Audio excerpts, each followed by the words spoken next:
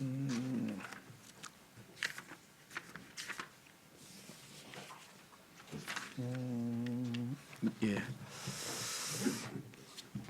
창세기 7장 주께서 노아에게 이르시되 너와 내 온 집은 방주로 들어오라.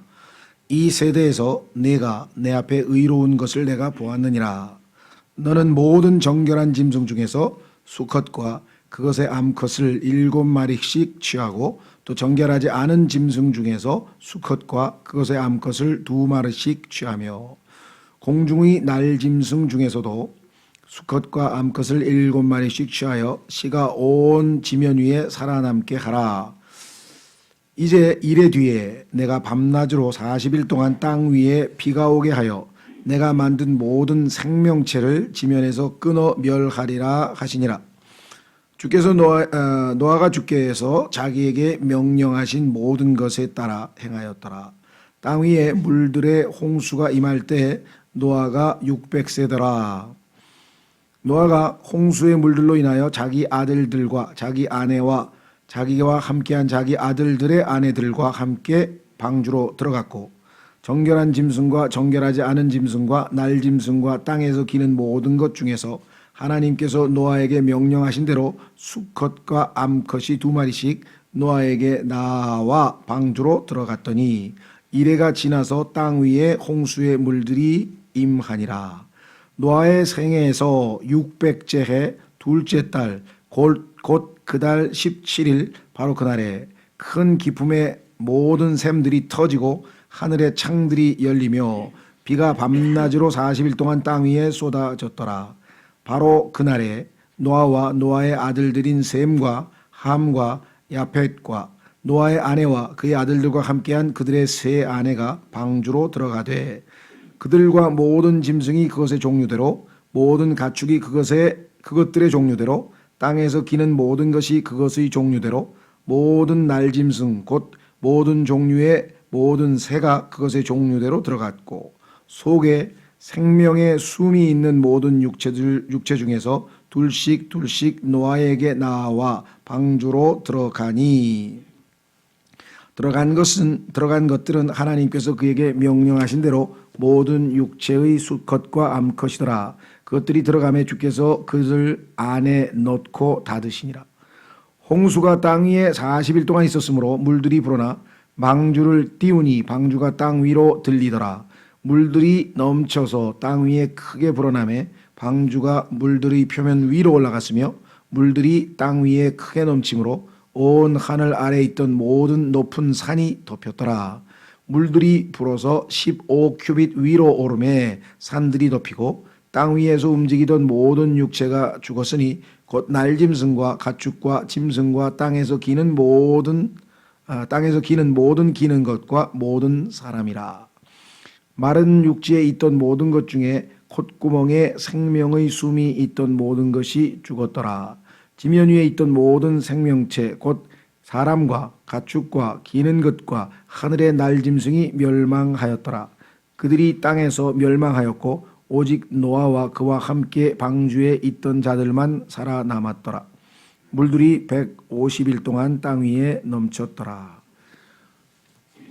우리가 익숙하니까 차분하게 읽었죠. 이 사건이 지금 실제로 일어나고 있다고 한번 생각해 보십시오. 어마어마하게 끔찍한 일이죠.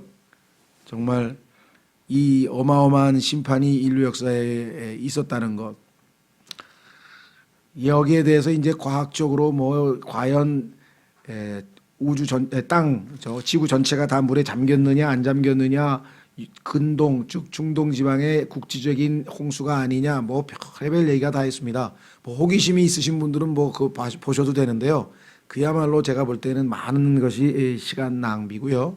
그래서 어떤 분들은 한 가지만 알면 된다. 근데 인류 통계적, 그러니까 통계학적으로 봤을 때 노아의 홍수가 있어서 모든 인류가 다 죽고 8명 살아남았죠.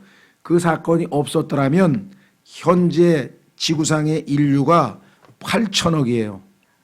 그냥 단순 계산으로 나와요. 그러니까 한번 싹 없어졌다는 것이 성경적으로, 어떤 분은 그거 하나만 알면 복잡한 거 뭘 거기다 시간을 보내냐고 제가 봐도 그런 것 같아요. 그렇죠? 예.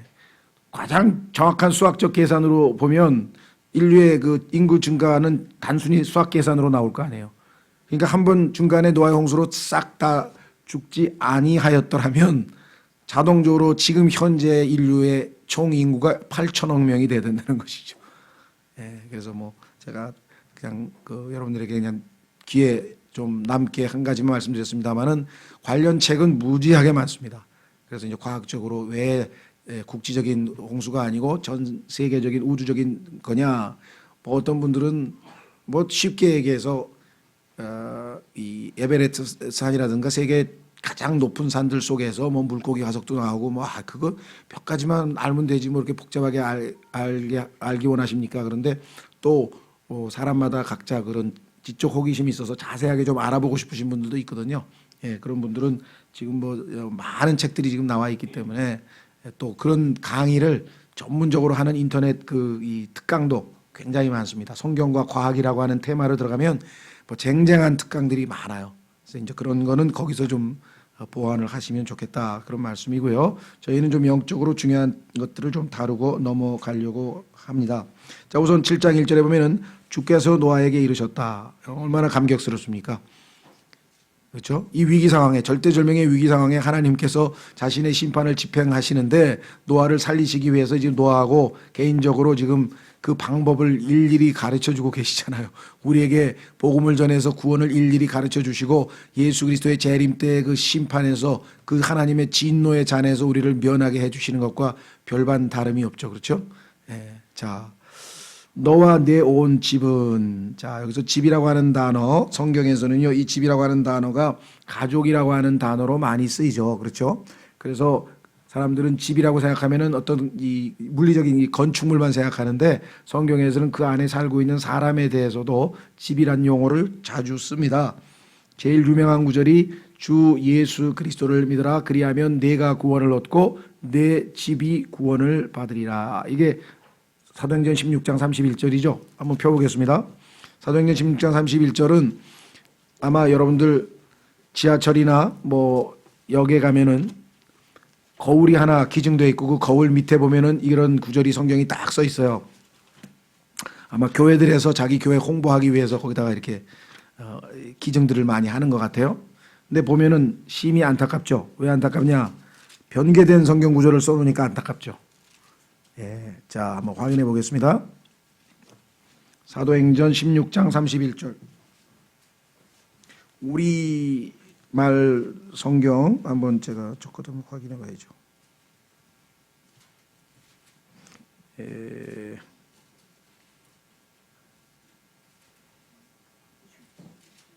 사도행전이죠. 사도행전. 죄송합니다. 16장 31절 보시면은 제가 개역 성경을 좀 찾아보느라고. 자, 이렇게 되어 있습니다. 그들이 이르되 주 예수 그리스도를 믿으라 그리하면 내가 구원을 받고 내 집이 받으리라 하며, 이렇게 되어 있죠. 개역개정 주 예수를 믿으라 그리하면 너와 내 집이 구원을 받으리라고. 공동번역 주 예수를 믿으십시오 그러면 당신과 당신네 집안이 다 구원 얻을 것입니다. 여기 보면 다 뭐가 빠져 있습니까? 그리스도가 빠져 있죠. 여러분 생각에는 주 예수나 주 예수 그리스도나 뭐가 좀 다르나요? 다르죠. 예. 주 예수 그것은 잘못된 건 아닙니다. 그러나 하나님께서 구원과 관련지어서는 주 예수를 믿으라 이렇게 한 게 아니라 주 예수 그리스도를 믿으라. 의도적으로 삼위일체 하나님을 집어넣은 것이거든요. 주 아버지, 예수 아들, 그리스도 기름 부음 받은 분, 기름 성령, 이렇게 해서 하나님의 예수님의 complete name, 완전한 이름이에요.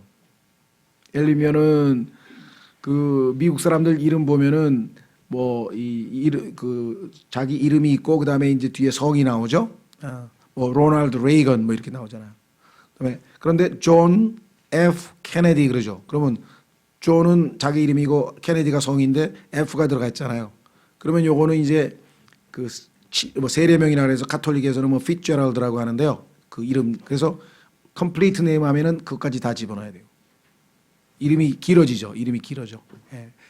필요한 경우 예를 들면 자기의 출생신고라든가 중요한 서류에는요, 반드시 완전한 이름이 다 들어가야 돼요. 축약된 이름이 들어가는 게 아니고. 그래서 여기서 지금 구원과 관련지어서 성경은 의도적으로 주 예수 그리스도를 믿으라. 그런데 주 예수 그리스도라. 그건 너무 그건 따지시네. 우리는 따지는 게 아니라 하나님께서 성경에 기록한 그대로를 우리가 믿고 받아야 됩니다. 하나님께서 어느 경우에는 주, 어떤 경우에는 예수, 어떤 경우에는 예수 그리스도, 어떤 경우에는 그리스도 예수, 어떤 경우에는 주 예수 그리스도.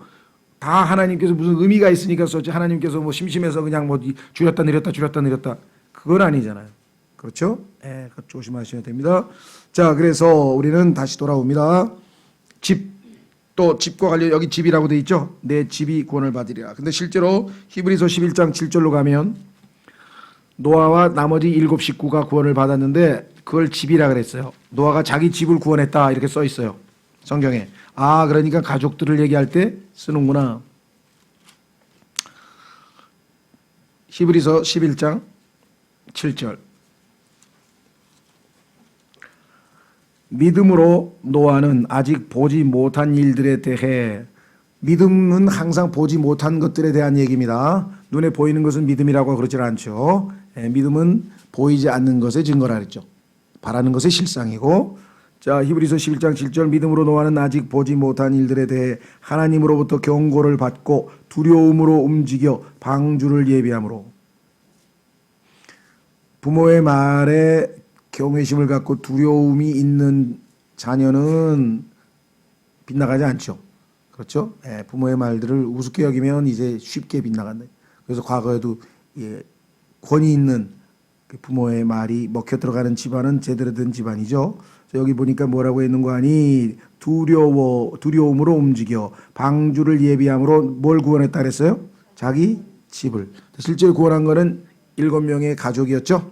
그러니까 성경에서 집이 가족이라는 뜻으로도 얼마든지 쓰이죠. 자, 그런데 이건 뭐 에피소드인데요. 그분의 이름은 성함은 잘 모르고 지금도 거기 사장인지도 제가 잘 모르겠는데, 하여간 얼마 전까지 이 도시가스라고 하는 회사가 있는데 그게 민간 회사더라고요, 보니까. 국가 회사가 아니고. 근데 그 도시가스 회사가 염창동에 있어요, 강서구. 건물이 커요. 근데 딱 들어가면 구리 동판으로 크게 그 로비에 주 예수 그리스도를 믿으라. 깜짝 놀라. 이 사람 킹제임스 성경 믿는 사람이네. 그런데 갑자기 뭐라고 되면, 그리하면 네가 구원을 받고 내 가족이 구원을 받으리라. 이렇게 써 있는 거예요. 가면서 성경에는 하우스라고 집이라고 되는 애도 왜 가족이 돼 있지? 자기가 개인적으로 영어 킹제임스 성경을 번역해서 써놓은 거예요, 사장이. 상황을 파악한 즉, 야, 이 사람 또 대단한 분이네. 왜? 킹제임스 성경을 썼는데도 킹제임스 성경을 자기 사역, 자기의 사적인 번역을 하는 거 아니에요. 하우스로 돼 있으면 집이라고 번역해, 이걸 가족이라고 의역을 한다? 집이 가족이란 의미도 쓰입니다. 이걸 해석을 해야지. 이걸 해석까지 번역에다가 하우스를 가족이로 번역하면 안 되죠, 그거는. 그렇죠? 그래서 이 양반 또 한 걸음 더 앞서 나가네 싶어가지고 내가 알아보니까 우리 킹제임스 성경을 번역하신 번역자를 찾아갔대요. 나는 킹제임스 성경을 믿는데 당신 번역에 좀 마음에 안 드는 게 있다. 그것들만 좀 고쳐주면 내가 성경에 관한 모든 돈을 대겠다. 그랬다는 거예요. 처음에는 고친다는 얘기는 안 하고 되겠다고 해놓고 나중에 뒤에 가서 이제 좀 고치라 이렇게 해서 못한다고 그랬더니, 그러면 돈 되는 건 없는 거로 하자. 뭐 그랬다고. 뭐 진짜인지 가짜인지 모르겠는데. 무슨 얘기를 하고 싶은 거냐. 성경에서 일단 집이 나오면은 그대로 집이에요. 그런데 그게 가족의 의미로도 쓰인다라고 해서 해석은 우리가 공부를 하면서 이해를 하는 거지, 번역 자체를 그거를 가족이라고, 그러면 패밀리는 성경에 왜 써놨어? 하나님의 가족이라고 할 때 또 용어가 따로 있거든요. 그러니까 킹제임스 성경은 그냥 있는 그대로 놔두는 게 상책이고요. 하나님께서 다 알아서 설명하시잖아요. 이게 요 경우에는 가족의 의미로 쓰인 거지, 무슨 노아가 살던 4층 집을 그냥 그대로 보존하셨다, 그래서 박물관에다가 방주에 있는 박물관에다 보존해 놓으셨다, 그런 뜻은 아니잖아요. 그렇죠? 자, 다시 돌아옵니다. 그래서 아이고 참 그 양반도 대단하신 분이시네.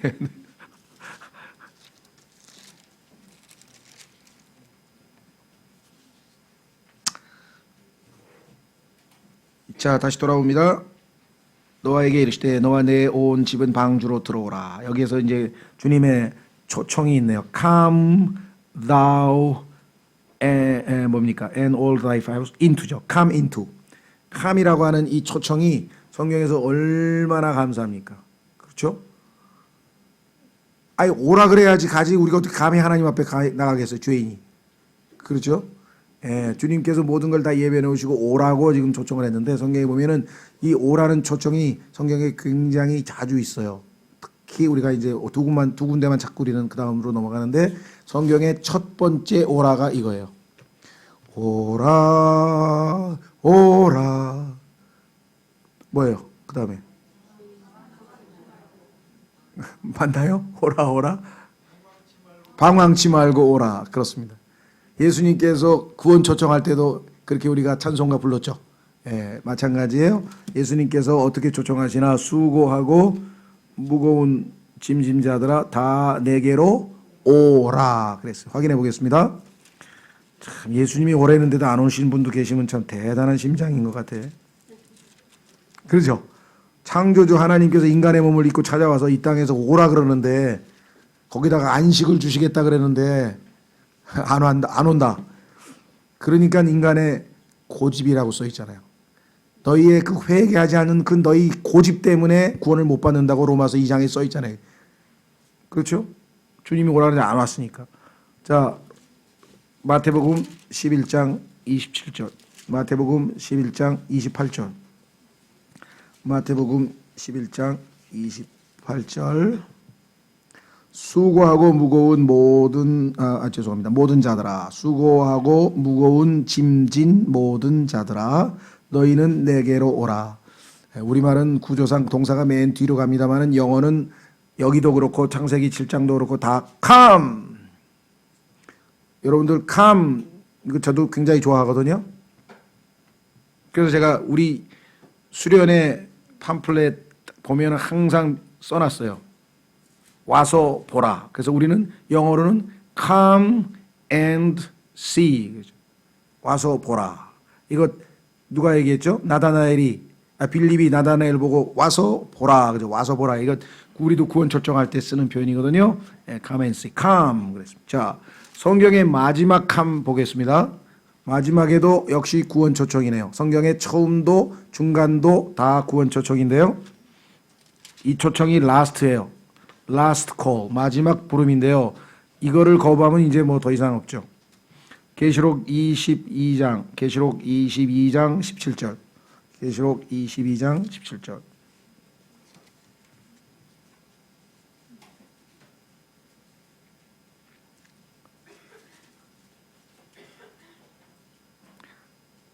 (12절서부터) 보겠습니다. 12절서부터 보라 내가 속히 오리니 그 전에 와야죠, 주님께로. 자, 내가 속히 오리니. 그렇죠. 예수님이 먼저 I come quickly. 여기서 이제 또 오해가 생깁니다. 이 속히라고 하는 단어는 예수님께서 2000년 전에 구름 타고 올라가실 때 올라가셨죠? 예. 그 다음에 다시 오실 거다 똑같은 이렇게 얘기를 했는데 속히란 말을 우리는 대부분의 그리스도인들이 어떻게 해석하냐면 금방 온다게 일주일 후에 오든지 5년 후에 오든지 금방 온다는 개념으로 생각을 하세요. 그러니까 오해가 생기지. 2000년이 지났는데 왜 아직도 안 오셨냐? 이게 거짓말 아니냐? 그러니까 베드로후서에 보니까 야, 그 1000년이 하루 갔다 했는데 뭐 이틀밖에 안 지났는데 또 뭐 그렇게 금방 오실 거야. 이렇게 또 해석을 그럴싸하게 능청스럽게 갖다 붙이는데 그게 아니고요. quickly라고 하는 말은 빨리 온다 이 말이에요. 주님이 오실 때 느릿느릿 오는 게 아니라 보고 싶어서 빨리 속도 speedily, quickly 콱 번개같이 촥 이해가 되세요? quickly라는 단어는 우리가 생각하는 것처럼 금방 soon, S-O-O-N 금방 그런 뜻이 아니에요. 조심하세요. 자, 이걸 오해하시는 분이 계세요. 내가 줄 보상이 내게 있어 각 사람에게 그의 행위에 따라 주리라. 나는 알파와 오메가요 시작과 끝이요 처음과 마지막이라. 그분의 명령들을 행하는 자들은 복이 있나니 이것은 그들이 생명나무에 이르는 권리를 소유하게 하며 그분들을 지나 그 도시로 들어가게 하려 함이로다. 개들과 마법사들과 음행을 일삼는 자들과 살인자들과 우상숭배자들과 거짓말을 좋아하며 지어내는 자는 누구든지 밖에 있느니라. 요 밖이라고 하는 말은 성경에서 여러 가지 의미가 있는데요. 구원의 바깥이라고 할 수도 있고요. 예수 그리스도 바깥이. 성경에 보면은 너희는 밖에 있는 자들을 대할 때에는 시간을 사서 오더라. 밖에 있는 자는 뭐냐면 예수 그리스도 밖에, 구원의 밖에, 하나님의 왕국 밖에, 구원 못 받은 사람을 얘기할 때 성경에서 밖에 있는 사람이라는 표현을 씁니다. 우리는 안에 있죠. 방주 안에 있죠. 안에 들어와 있죠. 그리스도 안에 있죠. 자, 16절 나 예수는 내 천사를 보내어 교회들 안에서 이것들을 너희에게 증언하게 하였노라. 나는 다윗의 뿌리요 후손이며 빛나는 새벽별이라 하시더라. 마지막 라스트 초청 성령과 신부가 말씀하시기를. 신부는 여러분과 저 합쳐서 교회고요. 성령은 우리 안에 내주하시는 분이시고요. 협동사역이죠. 성령님은 우리가 우리 몸을 내어드릴 때 우리를 통해서 역사하시는 거니까 성령과 신부가 말씀하시기를 오라 하시는도다. 듣는 자도 오라 할 것이요 목마른 자도 올 것이요 또 누구든지 원하는 자는 값없이 생명수를 취하라. 왜? 준비되어 있으니까. 거저. 자, 여기서 값없이 freely 조금 제가 문제 제기를 하는 건 아니고요. 여러분들의 이해를 돕기 위해서 창세기에서 하나님께서 너희가 이 동산에 있는 모든 나무들에서 나는 열매를 마음대로 먹어도 좋으나 먹을 수 있으나 선과학의 지식의 나무에서 나는 것은 먹지 말라 했을 때 마음대로라는 단어가 freely예요. freely. 근데 여기서도 같은 뜻으로 쓰인 거거든요. 마음대로 자유롭게. 근데 여기서는 값없이라는 말을 썼어요. 그래서 조금 일관성이 이게 같은 의미로 지금 맥락에 설명이 돼야 되거든요. 그래서 조금 안타까워요. 값없이로 통일하든지 마음대로 통일하든지 그렇게 좀 통일하는 게 어떻나 싶은데 값없이가 좋기도 해요. 왜냐? 한번 가보겠습니다. 이사야서에 가면은요 하나님께서는 돈 없이 돈 내지 말고 사 먹으래. 희한하게 돈 없으면 사 먹는 게 아니고 거저 먹는 건데 하나님은 돈 내지 말고 사라는데 성경적 표현이니까 우리가 받아들여야 되겠죠. 이사야서 55장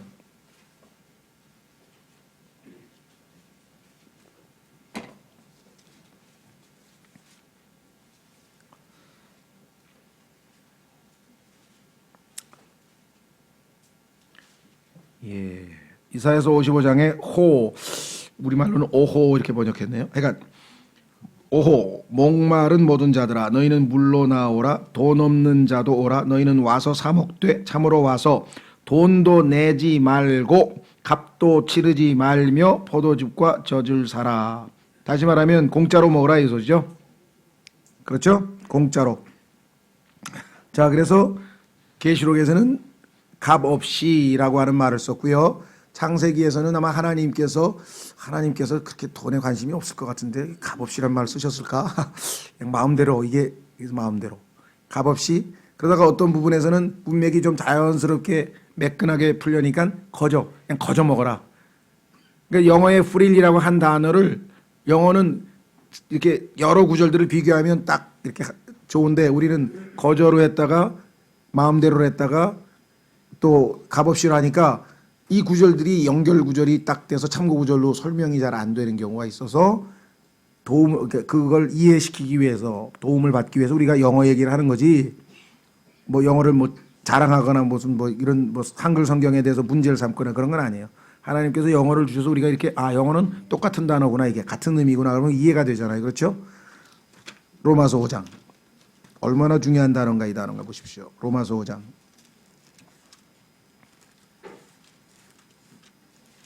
구원의 핵심은요. 하나님께서 우리에게 주시는 구원은 free gift, 거저 주시는 선물이라는 걸 깨달으면 구원받고요. 뭔가라도 하려고 애를 쓰면 그건 가인의 후회가 되는 겁니다. 행위 구원을 하려고 하나님 앞에 자기 의를 드러내려고 하는 건데요. 그 대표적인 백성이 유대인이잖아요. 그래서 하나님의 의를 모르고 자기 의를 내세우려고 했다고 로마서 10장에서 말씀하고 있죠. 자, 로마서 5장에 가보세요. 뭐라고 얘기하나? 찾으셨습니까? 15절서부터 거저 주시는 선물이란 말이 몇 번 나와나 보세요. 그러나 이것도 값없는 선물 그러면 계시록하고 조금 맞아떨어졌는데 이거는 형용사니까 이걸 또 거저 주시는으로 풀었네요. 자, 15절. 그러나 거저 주시는 이 선물은 그렇죠? free gift. 또한 그 범죄와 같지 아니하니 이는 한 사람의 범죄를 통해 많은 사람이 죽었을진데 하나님의 은혜와 또 한 사람 예수 그리스도에 의해 은혜로 말미암은 선물은 더욱더 많은 사람에게 넘쳤기 때문이라. 자, 여기에서 거저 주시는 선물에다 밑줄을 치시면 free gift. free gift. 하나님께서는 우리에게 뭘 주시더라도요. 항상 free gift. 선물. 또 밑으로 내려갑니다. 16절에도 나와 있죠. 또 이 선물은 죄 지은 한 사람으로 말미암아 이루어진 것과 같지 아니하니 이는 한 사람으로 말미암은 심판은 정죄에 이르렀으나 많은 범죄로 인한 이 거저 주시는 선물은 칭의에 이르기 때문이라. 거저 주시는 선물이 우리를 칭의에 이르게 했다 그랬죠. 여기도 free gift. 그렇죠? 자, 그다음에 또 밑으로 내려가서 18절. 그러므로 한 사람의 범죄로 말미암아 심판이 모든 사람에게 임하여 정죄에 이른 것 같이 한 사람의 의로 말미암아 이 거저 주시는 선물이 모든 사람에게 임하여 생명의 칭의에 이르렀나니. free gift. 그렇죠. 거저 주시는 선물이란 말이 지금 몇 번 나온 거예요. 18절에 한번 나오고 그 다음에 16절에 한번 나오고 그 다음에 15절에 한번 나오고 12절서부터 21절까지가 로마서에서 예수 그리스도와 아담을 비교하면서 구원의 아주 본질적인 아주 설명을 하고 있는 장면인데 free gift란 말, 거저 주시는 선물이란 말이 3번이나 나왔죠. 그러니까 창세기 2장에서 하나님께서 말씀하시는 마음대로라는 말과 계시록의 끝에 나오는 값없이라고 하는 말과 여기서 거저라고 하는 말이 영어는 다 같은 말이다 라는 걸 기억해 주시면 좋겠고요. 이에 대해서 이사야서 55장에서는 돈 없이 값없이 와서 사와라 이렇게 얘기를 하셨죠. 얼마만큼 중요한 말입니까 이 단어가. 마귀가 이 단어를 좋아하겠습니까 싫어하겠습니까? 그래서 잽싸게 이브에게 싹 유혹을 했는데 이브가 받아서 마음대로란 말을 슬쩍 삭제하고 하나님께서 이 동산의 나무에서 나는 모든 것은 먹어도 좋으나 하나님 그렇게 얘기하신 적이 없어요. 마음대로 값없이 먹을 수 있으나 거저 먹을 수 있으나 하고 하나님은 선물로 주셨는데 이분은 선물이라고 생각을 안 한 건지 그 중요한 단어 마귀가 성경에서 삭제시킨 첫 번째 단어가 free라는 사실을 한번 생각해 보세요. 얼마만큼 중요한 단어인가. 거저. 그렇죠? 선물. 자, 다시 돌아옵니다. 그래서 창세기 7장에서 그 유명한 구원 초청이 있었습니다. 방주가 예수 그리스도의 예표라는 것은 지난주에 공부를 했었습니다. 자, 그래서 오라 들어오라 이 세대에서 내가 내 앞에 의로운 것을 내가 보았느니라. 너는 모든 정결한 짐승 중에서 정결한 것은 7쌍인데 왜 그러냐면 이것은 주님 앞에 제사, 희생제를 계속 드려야 되겠죠. 그래서 필요합니다. 그래서 7쌍씩 취하고 나머지는 2쌍씩 취하라고 했고요. 3절 공중의 날짐승 중에서도 수컷과 암컷을 7마리씩 취하여 씨가 온 지면 위에 살아남게 하라. 그러면은 뱃속에 안 들어간 건 뭘까요? 수중생물. 물속에 사는 것들은 뱃속에 들어가면 오히려 잘못하면 죽죠. 그러니까 그래서 수중생물만 빼고 그런데 그 수중생물을 대표하는 그룹이 누구예요? 덮는 그룹, 마귀, 사탄이 바로 5번째 그룹인데 그 5번째 그룹이 대표하는 생명체가 수중생물이란 말이야. 개구리, 두꺼비, 그 다음에 물고기, 그렇죠? 파충류, 이런 것들. 그렇죠? 자, 계시록 4장으로 가보십시오. 이 땅에 하나님이 창조한 모든 창조물들이 다 그룹의 모습으로 4그룹이 동서남북에서 하나님 앞에 엎드려 경배하고 있는 장면이 나오는데 그 위에 덮고 있던 수중생물을 대표하고 있던 그룹 5번째 그룹 마귀만 빠져 있어요. 왜? 쫓겨났잖아요. 언제? 창세기에서 1장 2절에서 하나님의 심판이 있었고 마귀가 셋째 하늘에서 쫓겨났죠. 계시록 4장.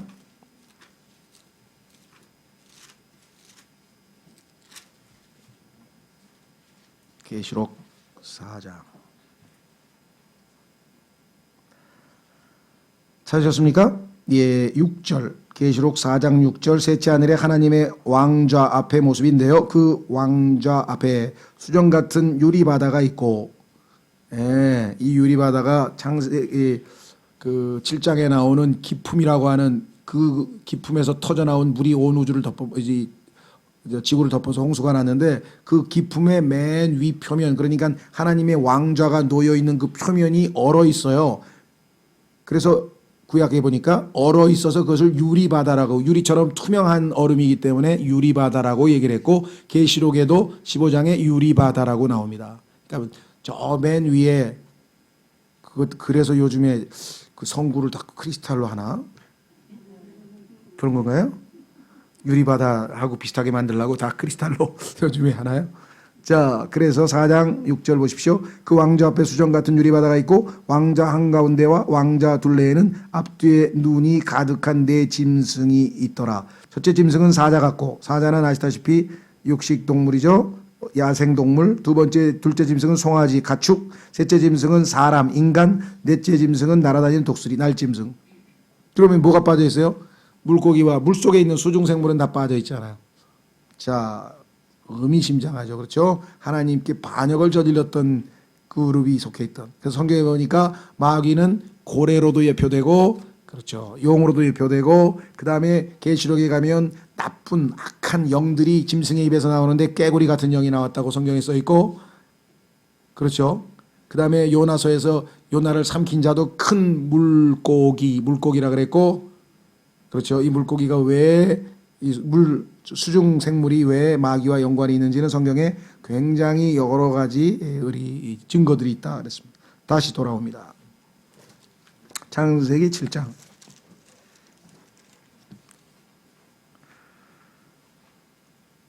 4절. 이제 이래 뒤에 내가 밤낮으로 40일 동안 땅 위에 비가 오게 하여. 여러분들 만약에 이때 방주에 못하고 남아있는 사람은 어떻게 됐을까요?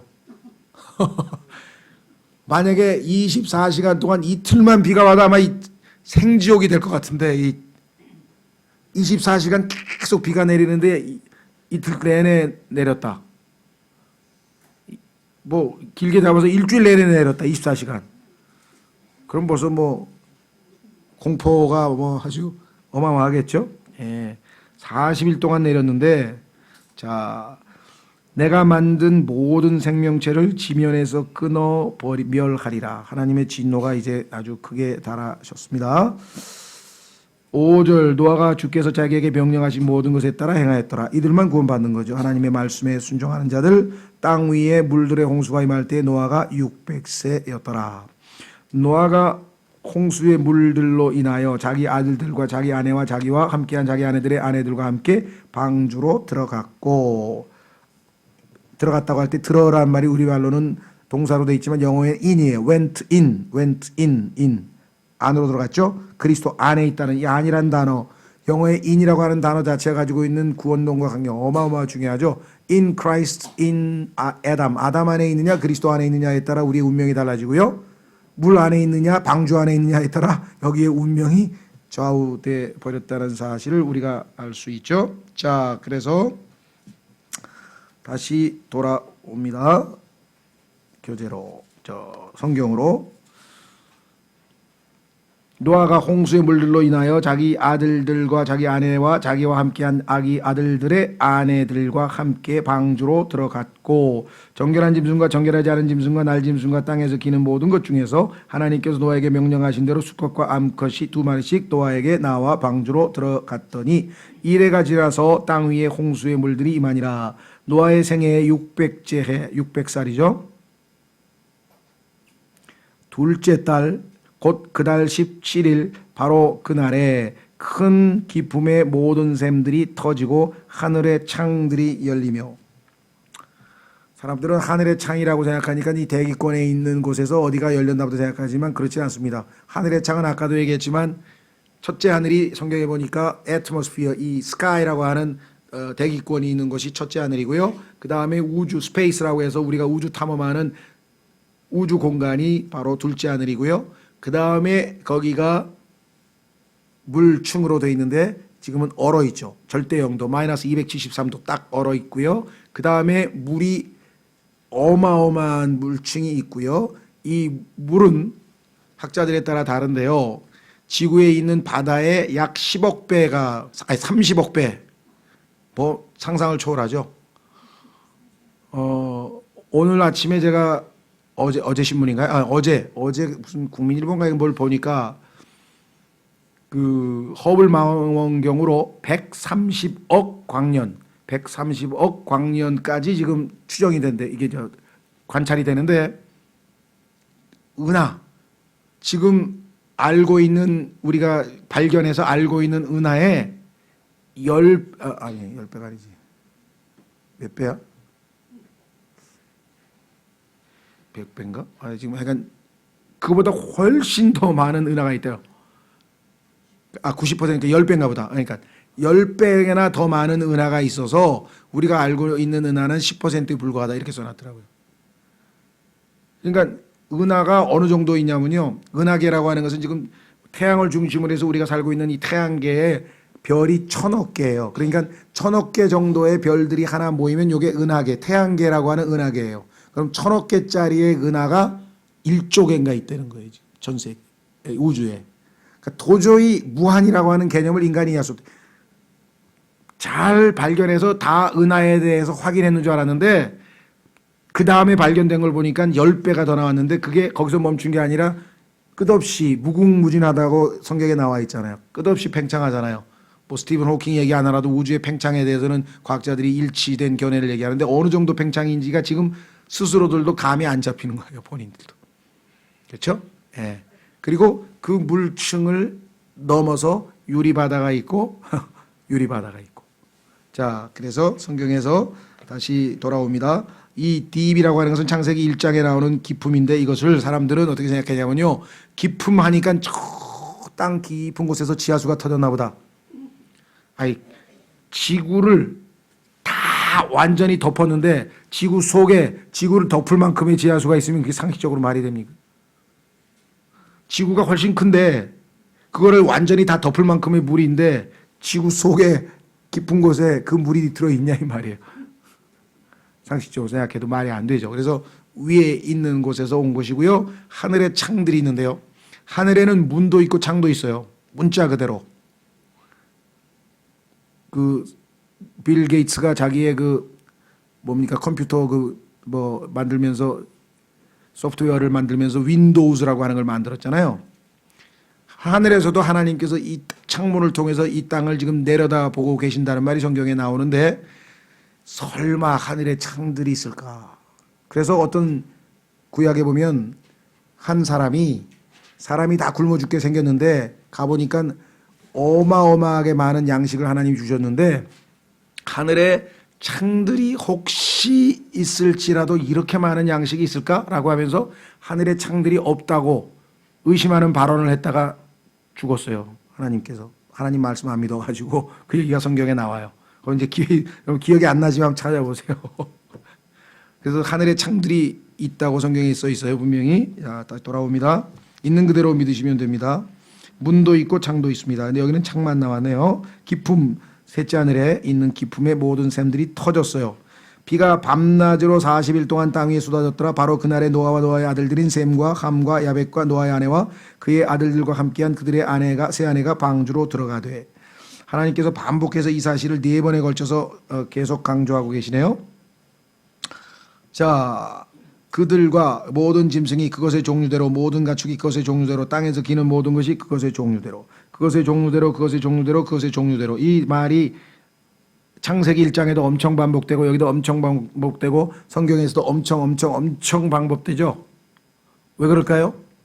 하나님의 창조 질서잖아요. 콩 심은데 콩 나고 팥 심은데 팥 나지 콩 심었는데 팥 났어요? 그건 아니잖아요. 그렇죠? 예. 그런데 실제적으로 콩 심었는데 팥이 났다고. 변질이 있었어요. 확인해 보겠습니다. 참 신기하죠? 자, 마태복음으로 가보겠습니다. 마태복음에 갔는데 하나님께서 정하신 종류대로라는 법칙이 깨지고 종류대로 안 나오고 이상한 게 나왔어요. 그게 마귀가 개입한 거죠. 자, 마태복음 13장 31절. 마태복음 13장 31절. 그분께서 다른 비유를 들어 그들에게 이르시되 하늘의 왕국은 마치 어떤 사람이 가져다가 자기 밭에 뿌린 겨자씨 한 알과 같으니라. 겨자라고 하는 것은 1년마다 거두어들이는 1년생 나물입니다. 1년생 나물. 자, 그런데 무슨 일이 발생했느냐? 그것은 참으로 모든 씨 중에서 가장 작은 것이로되 자란 뒤에는 채소 가운데 가장 커서 나무가 되므로. 풀이 나무가 돼버렸어요. 이게 뭔 일이 벌어졌죠? 공중의 새들이 와서 그것의 가지에 깃들이느니라. 그런데 예수님께서 공중의 새는 뭐라고 얘기를 했나 한번 보겠습니다. 자, 13장 앞으로 오시면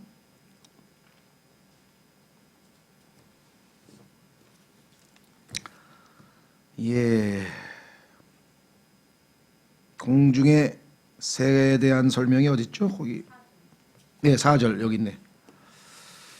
씨를 뿌렸는데요. 뿌릴 때 어떤 씨들은 길가에 떨어지며 날짐승들이 와서 그것들을 먹어버렸고, 그런데 이 날짐승들이 뭐라고 주님께서 해석을 했나? 해석은 또 어디 있습니까? 쭉 밑으로 내려가면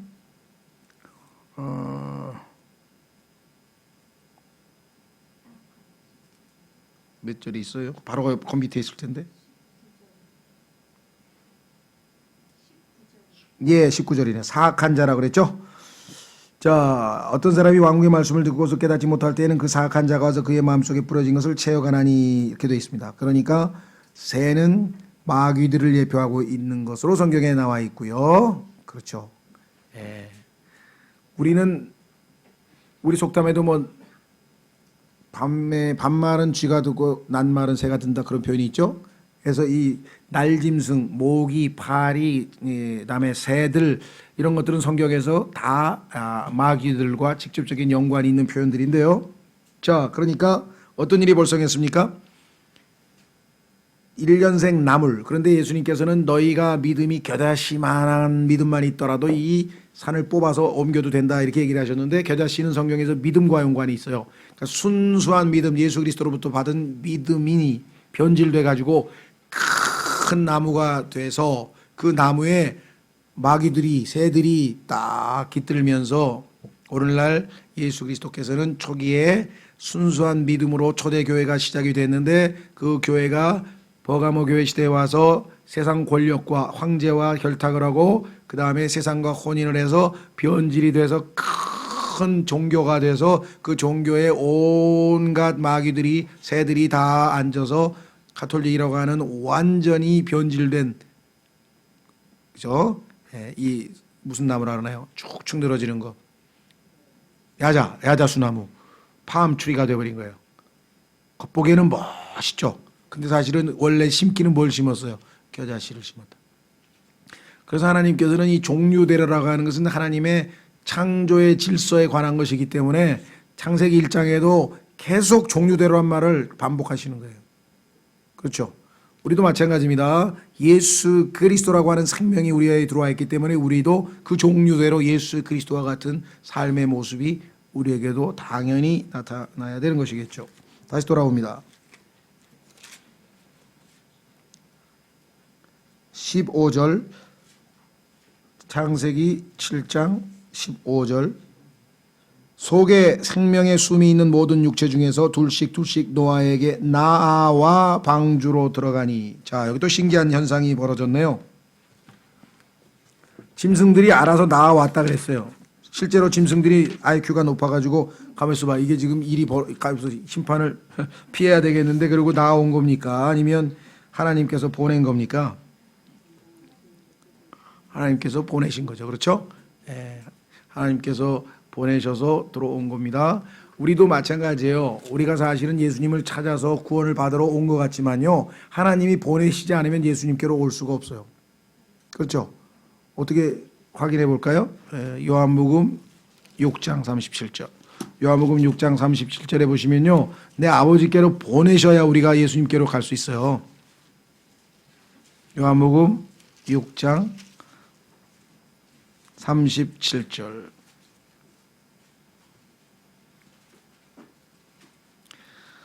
요한복음 6장 37절. 아버지께서 내게 주시는 모든 자는 내게로 올 것이요. 똑똑해서 머리 좋은 사람들은 내게로 올 것이요. 도덕적으로 뛰어난 사람은 내게로 올 것이요. 구도자들은 내게로 올 것이요. 진리를 추구하는 자들은 내게 올 것이요. 아니고 아버지께서 내게 주시는 자들은 모든 자는 내게로 올 것이요. 내게 오는 자는 내가 결코 내쫓지 아니하리라. 다시 예수님께서 오면 주신다고 약속했죠. 안식을 주실 것이다. 그래서 우리가 구원을 받았습니다. 자, 다시 돌아옵니다. 창세기 7장. 나 왔다. 방주로 들어가니 들어간 것들은 하나님께서 그에게 명령하신 대로 모든 육체의 수컷과 암컷이더라. 그것들이 들어가며 주께서 그를 안에 넣고 어떻게 했다고요? 닫으셨더라. 그러면 주님께서 닫아버린 방주 안에서 우리를 끄집어 가지고 잡아내 가지고 다시 빼낼 자가 있겠습니까? 없겠습니까? 없죠. 그렇죠. 그래서 요한복음에서 예수님께서 뭐라고 말씀하셨어요? 내 아버지는 모든 것보다 크셔서 그분의 손에서 그 누구도 빼앗을 자가 있다고 없다 그랬죠. 확인해 보겠습니다. 요한복음 10장. 이게 구원의 확신에 관한 말씀들이 성경에 많이 나와 있는데도 여전히 불안해하는 사람들도 있어요. 요한복음 10장. 하나님께서 닫으시고요.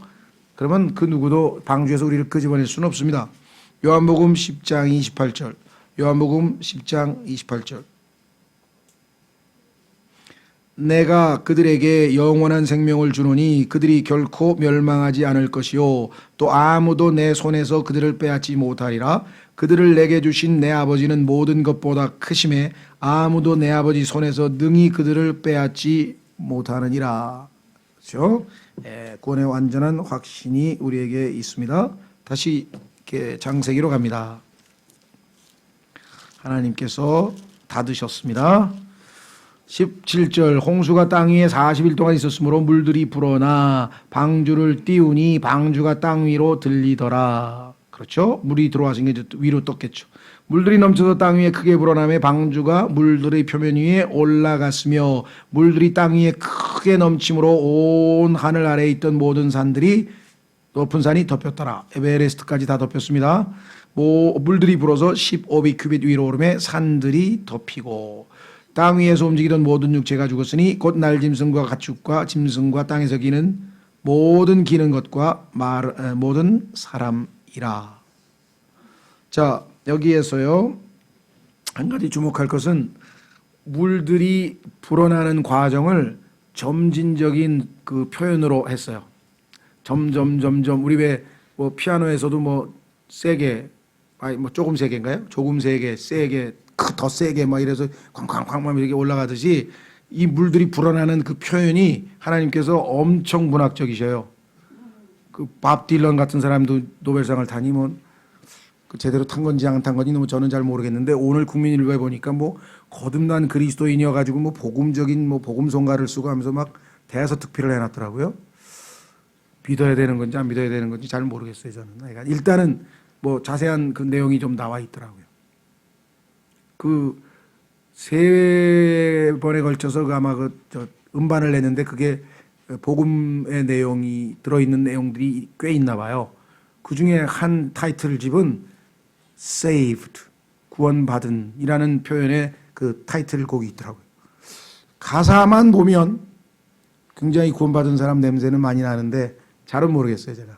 그래서 여러분들 혹시 그 관심 있는 분들은 뭐 국민일보나 아니면 뭐 인터넷이나 이렇게 보시면 그가 신앙에 대해서 여러 번 고백한 적이 많고 뭐 카터 대통령하고 만나서 뭐 서로 간증도 나눴다고 뭐 그런 얘기도 써 있더라고요. 그 뭐 블로인 인도빈든가 뭐 그게 뭐 제일 유명한 노래라면서요. 여러분들 하여간 그 세계적으로 유명한 사람이 노벨상을 탔는데 그 사람이 이 복음과 관련된 이 시도 상당히 많이 썼다. 그래서 아주 훌륭한 크리스천이어서 아주 복음 전도에도 크게 기여했다. 뭐 이런 내용 비슷하게 써 있어요. 잘은 모르겠어요. 제가 여기서 여러분들에게 제가 단정적으로 얘기하기는 좀 어렵고요. 또 한 가지도 있어요. 그건 뭐냐면 영국에서 온 그 누구더라 이름이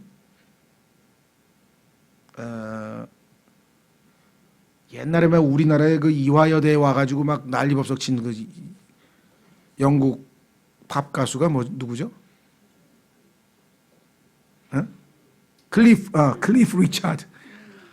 이 사람이 또 거듭난 그리스도인이라 그래가지고 뭐 영국하고 스페인에 보니 거기 가 있을 때 막 간증을 하고 돌아다니고 막 책도 썼더라고요. 그것도 제가 잘 모르겠어요. 진정한 의미에서 근데 하여간 뭐 거듭난 그리스도인이라고도 하더라고요.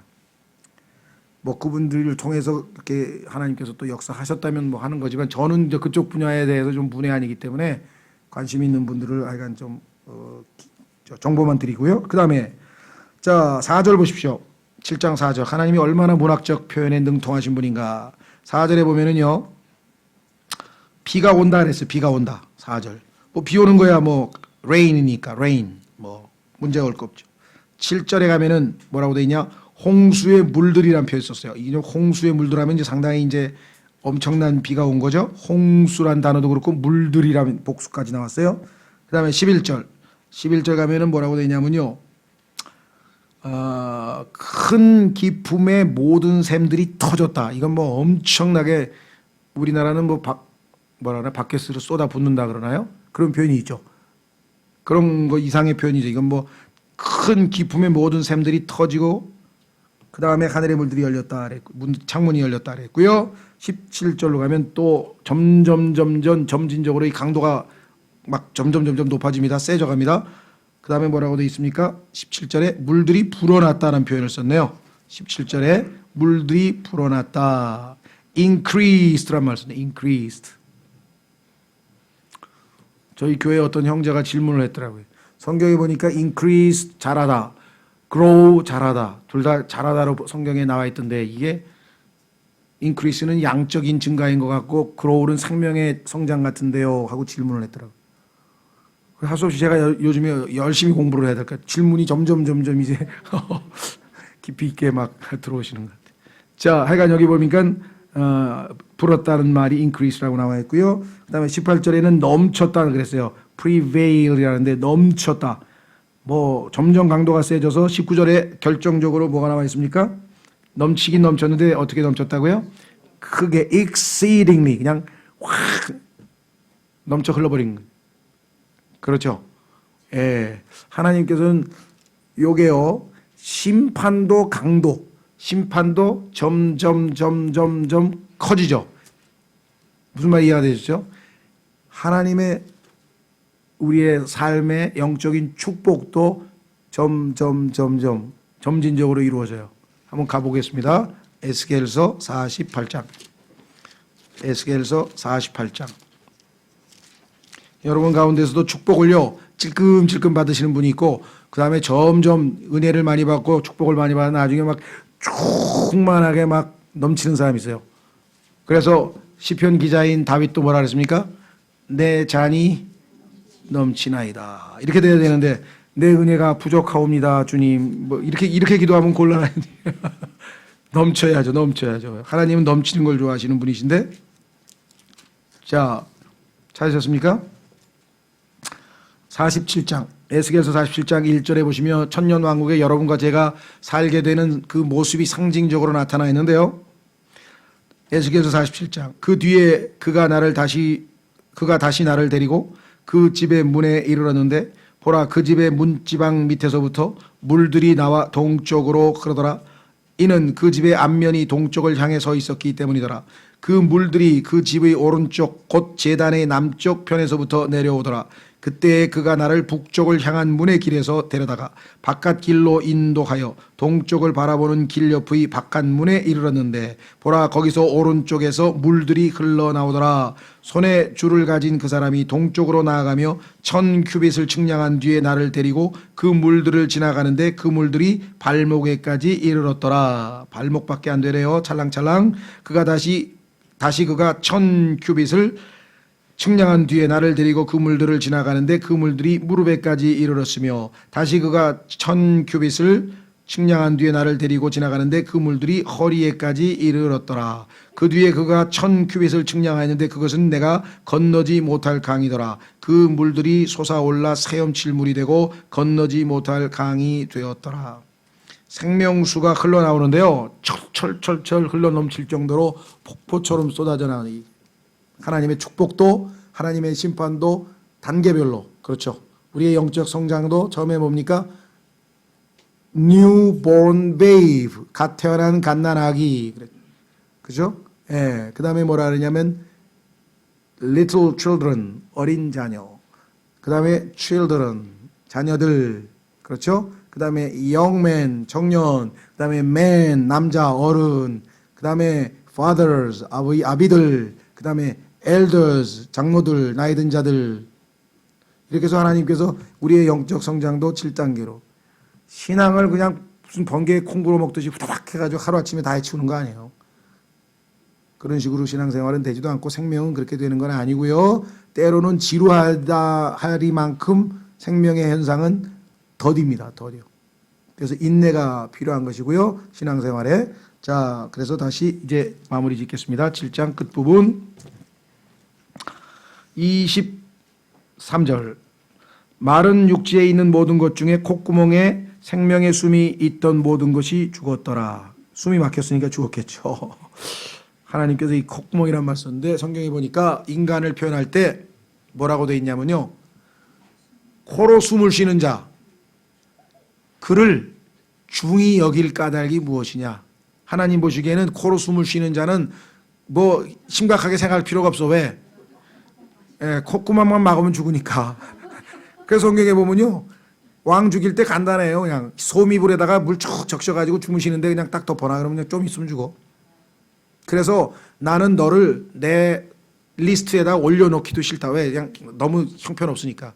수의 카운트도 안 하겠다. 그래서 하나님께서 인간은 시시해서 하나님과 인간을 비교하면서 이사야서 40장에서 48장에 보면 하나님 앞에서의 우리의 모습을 보면 하나님과 얼마나 큰 차이가 있는지. 하나님께 너는 콧구멍으로 숨쉬는 자인데 코만 먹으면 죽는 자인데 뭐가 그렇게 대단해가지고 온갖 폼을 잡고 구원받으러 오래는데도 안 오고 도대체 뭐 하는 거야 너. 그렇죠. 하나님 보시기 얼마나 우습겠어요. 그래서 성경에 보니까 마지막 순간에 시편 2편에 하나님께서 하늘에서 비웃으시며 그냥 이놈들 봐라 하면서 그냥 웃음밖에 안 나. 더 이상 뭘 얘기를 할 게 없을 정도가 됐다라고 성경에 썼어요. 하나님의 참 표현이 기가 막히죠. 자, 그래서 23절. 지면 위에 있던 모든 생명체고 사람과 가축과 기는 것들과 하늘의 날짐승이 멸망하였더라. 그들이 땅에서 멸망하였고 오직 노아와 그와 함께 방주에 있던 자들만, 이게 오늘날 예수 그리스도 안에 있는 자들만 살아남은 것과 정확하게 일치합니다. 그렇죠? 얼마나 복된 일입니까? 물들이 150일 동안 땅 위에 넘쳤더라. 예, 자세한 이제 또 노아의 홍수의 진행 과정은 다음 주에 계속하겠습니다. 자, 다 같이 일어나셔서